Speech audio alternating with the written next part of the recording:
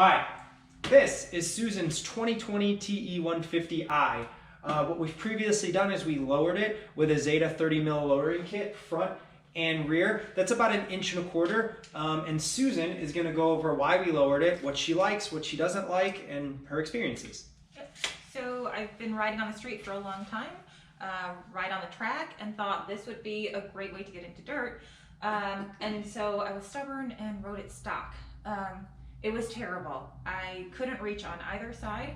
I was on a tiptoe on one side and couldn't reach the peg on the other. It was pretty bad. But I kind of figured it out, tried riding, and I fell a lot.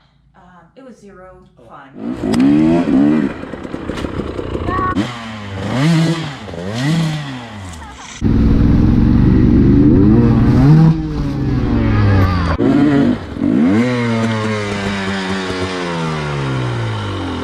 You okay?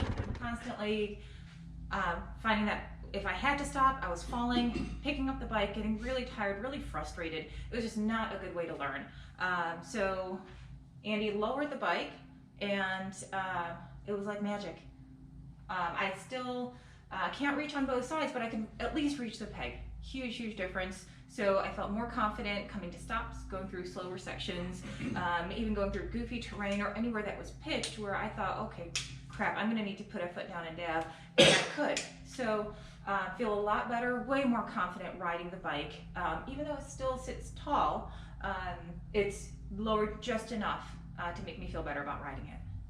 So confidence is exactly what we're looking for. So a lot of people, when they start riding or they get their wives into riding, they tend to go with a smaller bike. If you look at like a TTR 230 or a CRF 230 or a 150, it has a much lower seat height. It's got electric start, so it seems fairly, like, oh, that's a friendly bike. That should be easy. That should be fun. But they're very heavy. The suspension is just not really good. It's very outdated. The brakes are very outdated. It's a very cumbersome bike, and it's not going to be able to keep up in the woods with the way that we ride.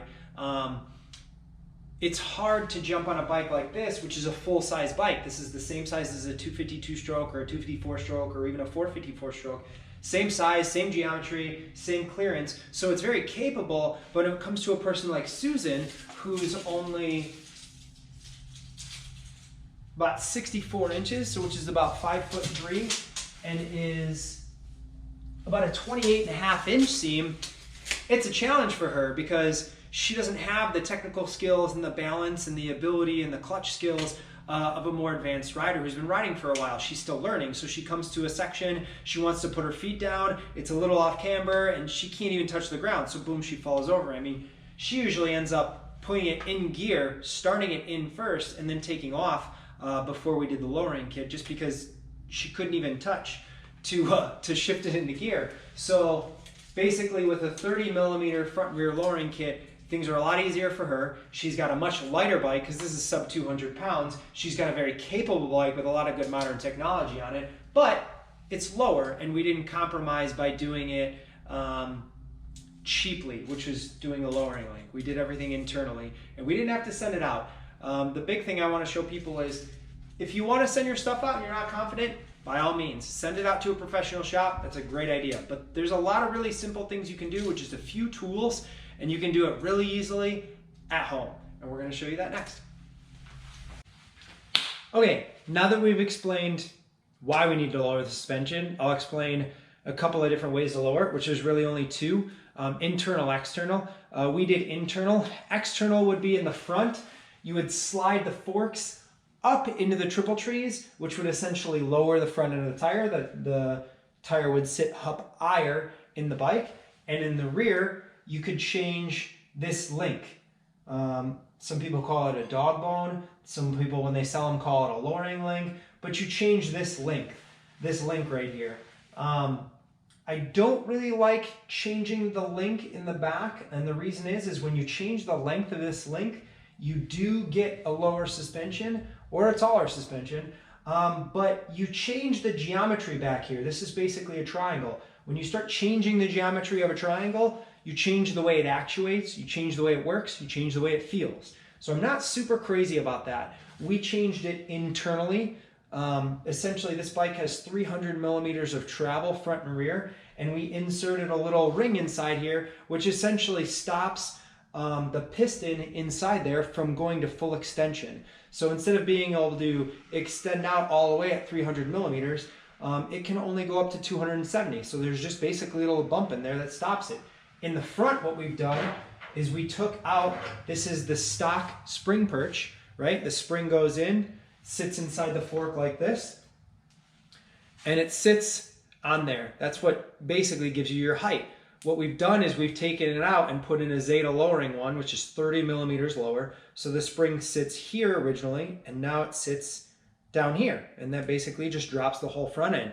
Same idea. We're not changing any of the internal mechanics, any of the way that the oil flows. We're not changing anything geometrically in the front or the rear. We're literally just changing how far it can extend. What we're also changing, and what we already did change, is most bikes, including this one, are set for about 165 to 185 pound rider.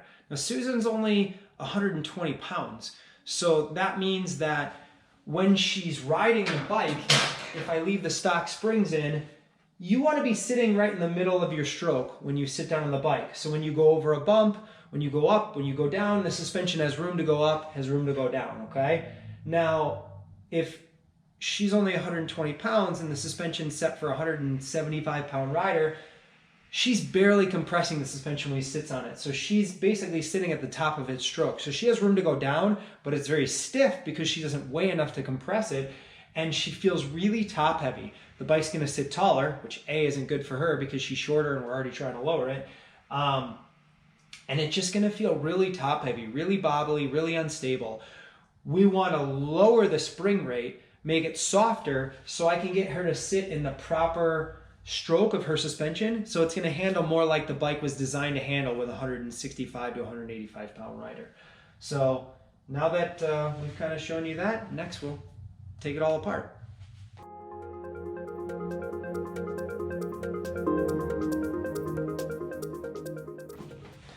I hate the seat is actually insanely hard to get off.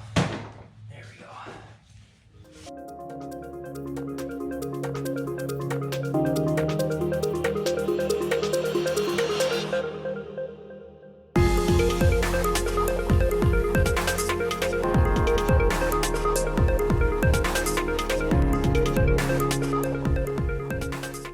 There we go. It's literally that easy to get the shock out. And when you put it back in, just be careful that you line this rubber boot up with the new intake, and make sure to put this back on and tighten it tight so you don't get crap in your intake. All right, so first, before we do anything, I want to clean this thing off. It's not terribly dirty, but there's some crap on it. We don't want to get any of that inside the shock, so we're just gonna use a little bit of WD-40 and just get the grime off the outside shell of it. Nothing super crazy. And then the next step before we do anything after that is bleeding the air out of it. Now, these shocks are full of nitrogen gas, which goes in right here. So we're gonna slowly crack that and bleed the air out of it. That way we can push this piston up to install that little Zeta. Basically, it's like a bump stop. It's basically like a travel limiter, but without the nitrogen there, we won't be able to compress that to install that part. So we got to get that out.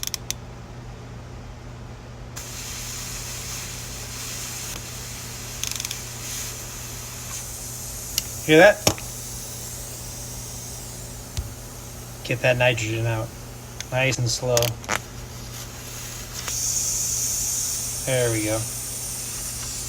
No need to rush. We're not in a hurry. I'm going to grab this same Allen, right? This is the locking collar that locks this from rotating. So when you rotate this nut, that adds preload or subtracts preload from your spring. That's how you set your sag, right? So I'm going to loosen this. That's loose. All that's doing is keeping this from spinning. Now what I need to do is I need to go in here and I need to just loosen this nut. And it takes a little while. It's kind of a pain in the butt.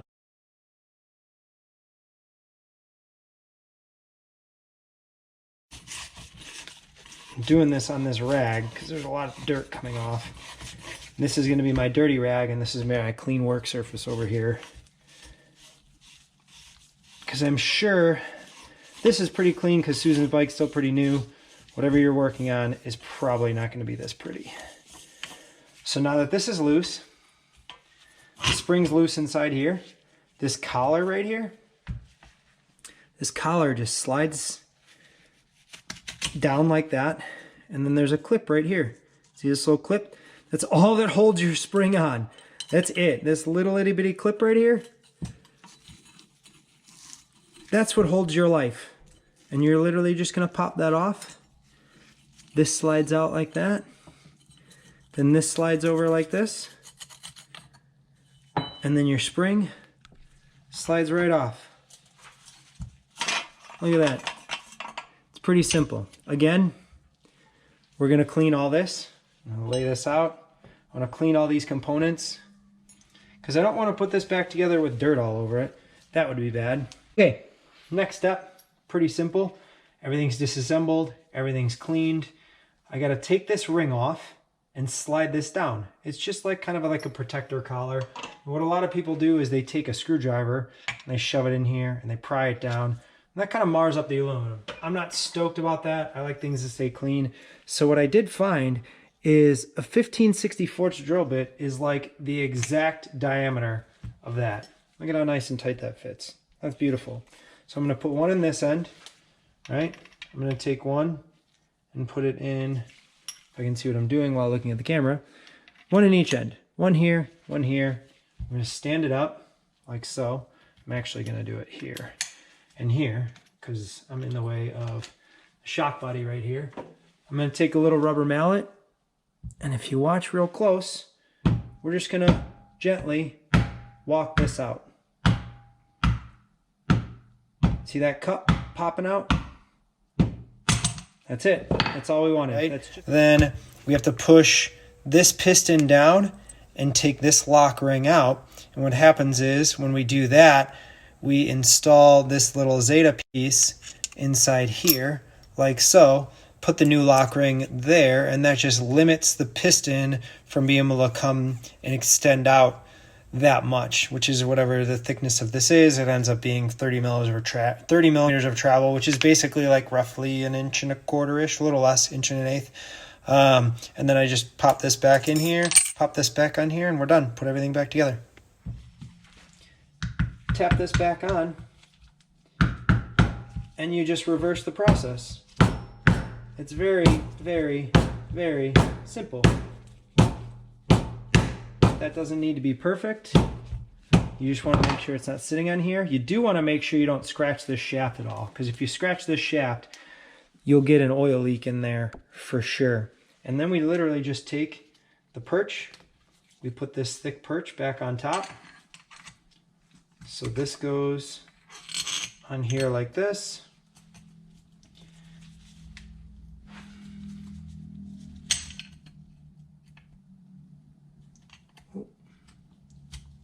There we go. And then the spring goes back on. This is a 3.4 spring. I think I took out a 3.8 or a 3.9 with stock. They're just different thicknesses, different coils. If you look at them next to each other real close, you can see that the thickness of each one is just a little bit different. And the coils are about the same spacing, but they're just a different thickness. This is a much lighter gauge diameter coil, and this is a much thicker coil. So that's her old one, which was a 3.8, I think, and that's a 3.4 I got from Flavins. They actually didn't even stock it because it's not that common, but they were able to get it to me within like 3 or 4 days. So basically this just goes on here. Doesn't matter if it goes this way, doesn't matter if it goes this way, whatever you want to do. Take this, pop this back on here, pop this back on here. Take this collar, put it back here, And the last thing that goes on is this. Now this is super critical, right? This clip has to sit inside this groove. This is what holds all of the weight of your suspension. This magic clip. It's actually pretty amazing.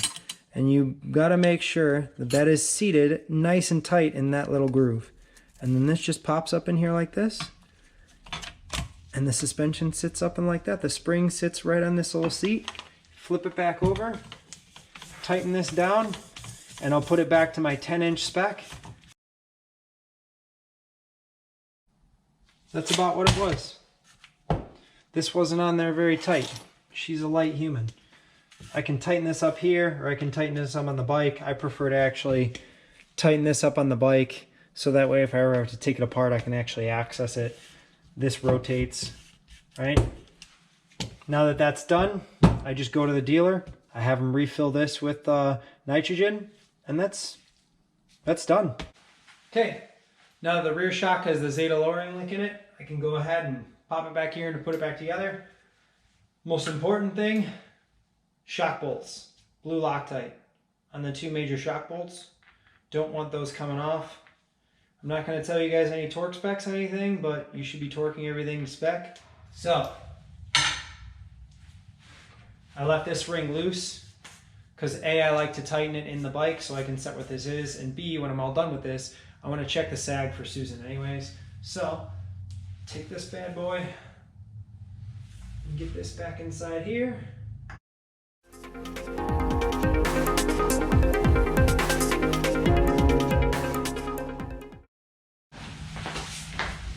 And before I tighten up the top, I want to drop the subframe down because it tends to get in the way of putting the shock back on. So we're going to pull the subframe down like this. And we're going to try and line the boot back up for the intake. Pop the intake back on. I usually like to put a little bit of grease on there to help it pop back in, but I already had grease on there from before because I took this apart recently, so not a problem. Before I do anything, tighten up this boot for the intake. Definitely want to be sure that that intake boot gets tight, or else you'll end up with a leak, bike won't start, you won't have fun. That's not fun. Next, I can lower my bike back down until my shock lines up with this hole again. And that lined up real nice. And we're again going to torque that spec. I'm going to go check the torque spec. So for this particular bike, it should be 44 foot-pounds. I don't like to play games with shocks because we don't want that coming off. Like I said, this is probably the same for most bikes that are KTM and or Husqvarna, but I don't want to tell you that. And then you trust me, and it's wrong. So you check your manual. There we go.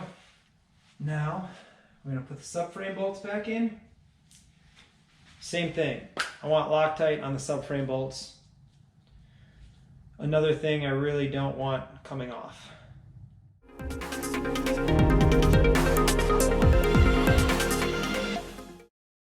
Since I rotated the subframe, I'm going to make sure those are snug, which they are. I can put all my side panels back on. And we can go ahead and do the front.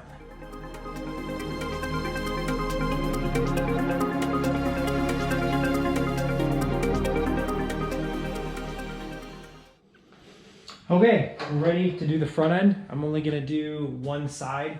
I'm only going to do one fork, which would be the left fork, which is the harder one because it's got the brake caliper on it. Because I already did this, so I'm not going to do both sides. That's a lot of work. So first and most important is that speed sensor. I'm going to cut the cable tie that holds it on. And then we want to take a nice little pick, which is real handy to get that electrical connector off. And make sure we separate that. And we want to take off the brake rotor with our 10 mil. I said rotor, I meant caliper.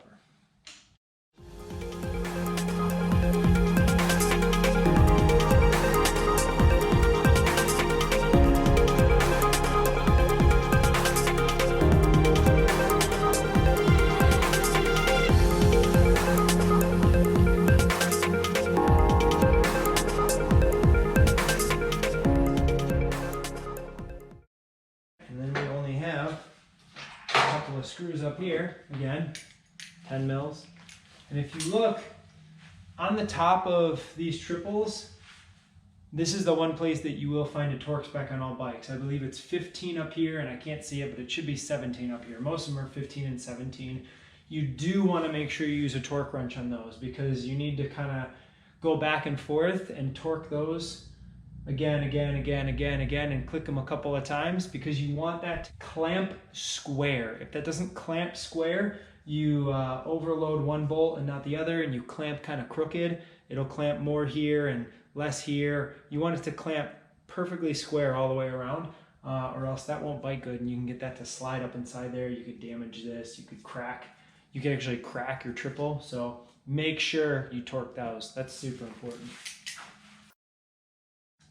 While I'm here, I'm also going to put these little Canyon dancers on. These are great. My buddy Danny got these for me one time for my bike, and it makes it so much easier to tie the bikes down.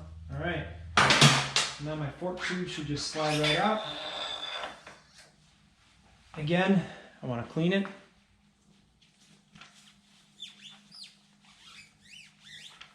These little lines on here are really good markers for how high you want your forks and your triples, and where you put that changes the way the bike handles. It changes where the front end sits. So another reason I don't like to lower bikes by just sliding this up, right? I could easily take this and I can lower her front end by just mashing this as high up as it'll go, right? But then I can't get to any of these adjustments to adjust the suspension. Step one on the forks. Take my rebound adjuster all the way down and count my clicks. So I'm going to turn it all the way off. So 1, 2, 3, 31, 32, 33. Okay, once the rebound's shut off, I can go ahead and take this cap off. There we go. Undo this cap completely. There we go. Then I'm going to try and dump all my oil. I want to try and save all this oil, because why not? It's still pretty new. It's still a pretty new bike. So I want to see if I can save as much of it as long as it's still clean. There's not that many hours on this bike. There's no reason to dump it if it's not bad. That's good for now. Pop that this way. Put my oil canister over here. I'm going to take this and I'll put this right here where the axle goes through in the vise. I don't know if you can see that. I'm going to put that right there where the axle goes through the rag so I don't damage it. Rest that right there. All right, now that my cap is loose, I can slide this back. And now what I need to do is grab my 15/16 wrench. This is probably something metric, but this is working for now. And I slide my spring back. And I need to put my wrench right here. Like that. So my wrench is basically on that right there. And then this is where this comes in. This is where my special wrench comes in. Now I can't take this off this way, right? Because I can damage this. I need to basically line this up right here. And I need to use this side of the wrench. So you can buy these wrenches slotted like this, but I was impatient. I didn't have one, so I took this wrench that I already had, slotted it, and now I can just take this And I should just be able to pop this right off without damaging anything, just like that. I've been told if you try and rotate out here, instead of rotating on these two flats, which is what sets your preload, you can damage this preload cap. I read it, I've been told it. It's what all the cool kids say, so I'm gonna trust it.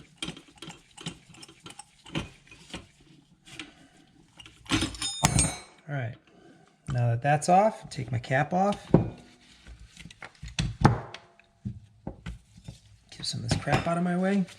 I can slide the spring out with a bunch more oil. And I can take my damper rod out. And once I pull my damper rod out, inspect it, make sure it's not galled or damaged. Put that to the side. Okay, now what I need to do is I need to take this out and see if I can get any more oil dumped out of it before I move on to the next step.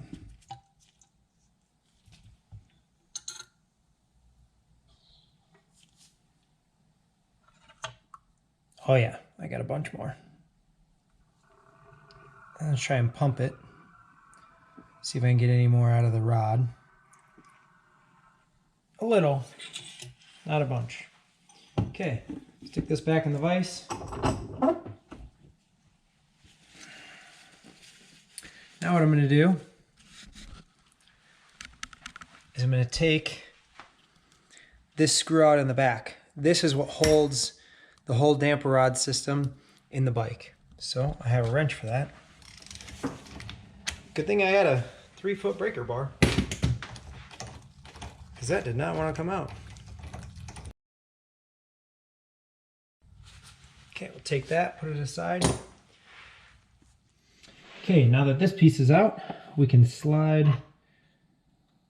Whoa, a little bit of oil coming out there, that's okay. This rod should pop right out. Hey, I know where all that extra oil came from. It's all puking out the back. Let's try and dump this, because it is not happy. Oh, there we go. That was a lot of extra oil. I think most of it's already on my floor. That's okay. This rod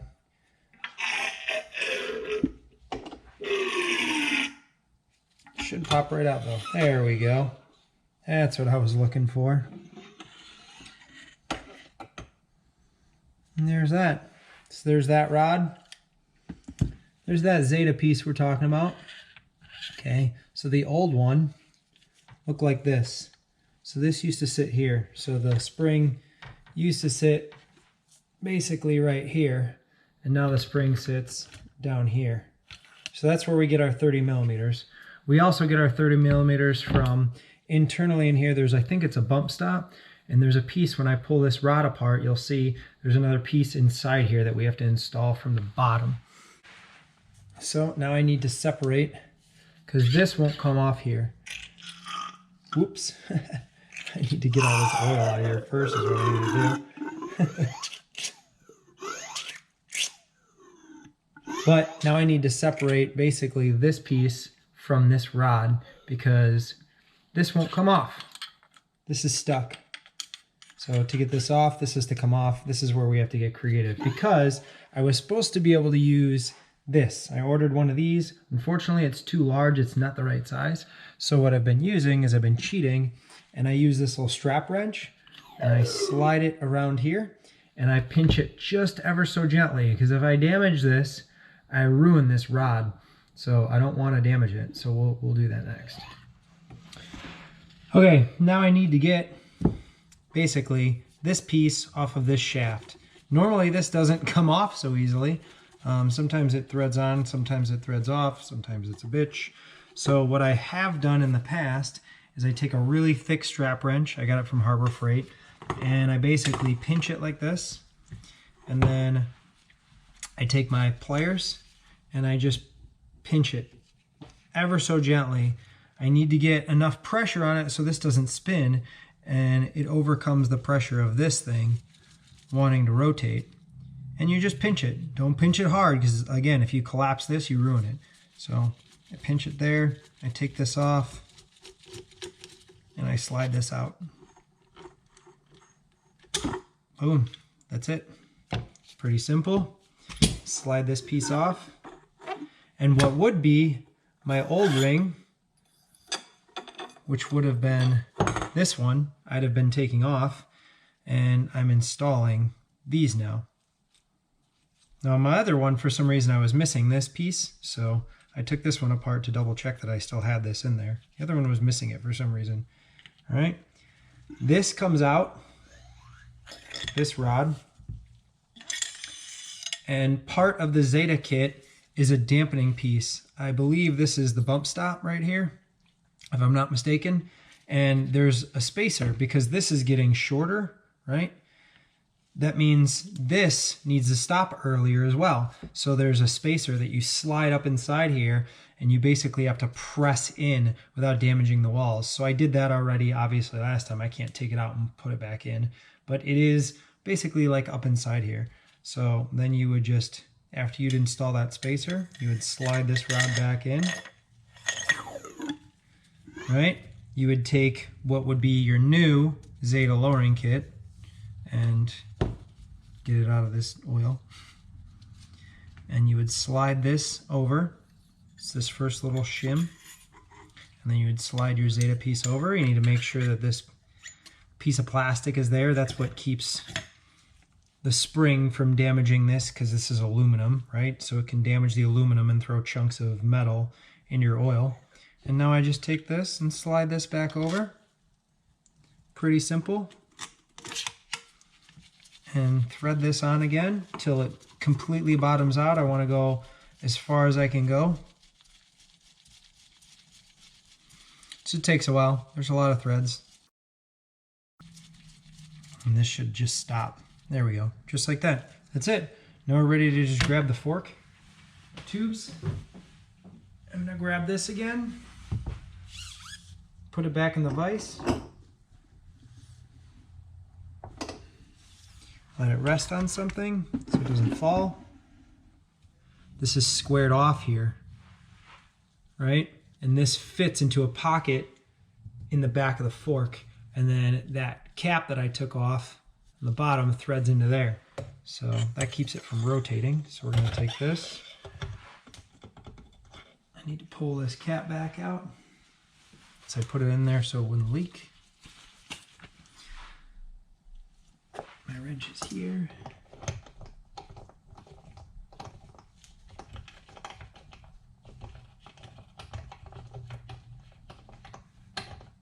Come on, little cat.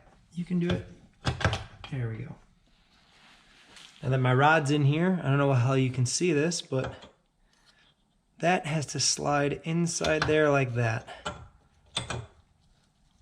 Just kind of got to pop your finger in there, wiggle it around till that lines up, and then you take your cap, put your cap back in there, and that cap is what holds in the fork tube in the right location. Torque this bad boy down. All right, now that everything's reassembled, I'm going to go and take my damper rod and slide my damper rod back in. I'm going to take my oil. I'm going to dump my oil back in. And the manual said 20.75-ish, plus or minus a little bit. So I'm a little short, obviously, because I lost some. So I'm going to end up adding a little bit more. About another ounce. Not a ton. So there's what I took out. We're going to add a little bit extra. Some manufacturers spec out a volume tolerance. Some manufacturers spec out a height from the top, which I have a height gauge for, which I showed you earlier. I couldn't find a height gauge in this manual, so we're just going to stick with how much it says it needs. So the next step is we got to bleed it. So we got to get all the air out of the system, and it's going to take a little while. you can kind of feel it. When there's air in it, it gets a little jumpy and it makes some noise. Once the air is out of it, it starts getting really smooth and it stops making bubbly noises. So you got to do that a bunch of times, get all the air out of it.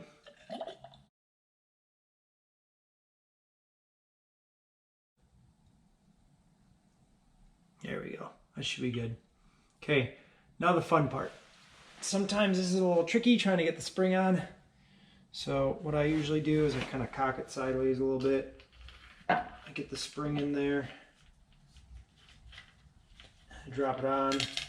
The cartridge likes to fall, that's the hard part. And then I'll kind of stick my finger under there and I'll rotate the spring. That's how I always do it. The spring walks down, now I take the cap, make sure it's clean, thread the cap on.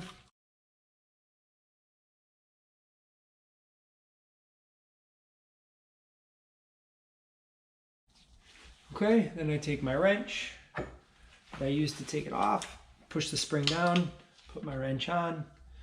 It might need to come up a little bit more before I can get my wrench on it.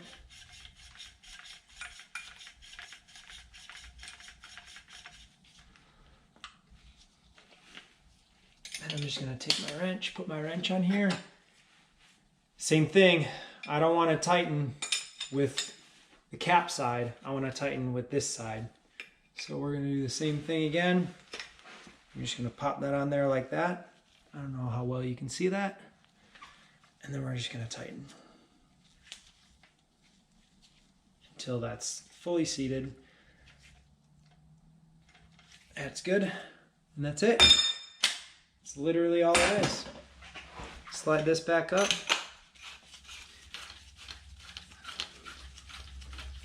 And I can tighten this either in a vise or I can tighten it on the bike. And then I just gotta slide this back in the triples, line up whichever line that I matched on the other side with this one, which was the first line from the top. So that way the forks are even and we're done. That's it. Super, super simple. It's not hard at all. Takes a few simple tools. You got to buy a couple of them, but they're cheap. All right, well, that's pretty much it. Big thanks to the guys over at Wolf Enduro for giving me a call and asking me to do this little tutorial video, which I am not a pro at. I'm not a pro at suspension. I'm not a pro at working on bikes. I just like doing research. I like teaching people. I like trying. So if you want to do it yourself, go ahead and give it a try. If you're not comfortable with it, go to a dealer, go to a suspension shop, call a pro. I am not a pro. If you want to check me out doing not pro things, hit me up at Overkill Andy on Instagram or Illinois Dual Sport Riders. We're generally out riding bikes. Thanks for watching.